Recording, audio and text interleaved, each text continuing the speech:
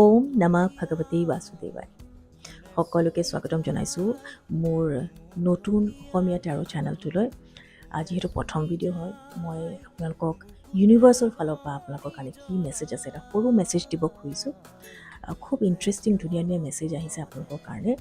যদি আপোনালোকে ছাকচেছফুল হ'ব বিচাৰি আছে, আপুনি ছাকচেছ বিচাৰি আছে কি আপোনাৰ কামটো ধুনীয়াকৈ হৈ যাওক, বিৰাট দৰকাৰ হৈছে। ইউনিভাৰ্ছে কৈছে কি আপুনি নিজৰ কনফিডেঞ্চ নেহেৰাব, আপোনাৰ নিজৰ আত্মবিশ্বাস নেহেৰাব, আপুনি কনফিডেণ্ট থাকক যিয়ে কৰি আছে। আপুনি এতিয়া যি ৰাস্তা যি পথত আছে একদম ৰাইট পাথত এতিয়া আছে, ৰাইট ৰাস্তাটো যোনটো ল'ব লাগে সেইটোতে আছে আৰু ঠিকেই কৰি আছে সকলোখিনি।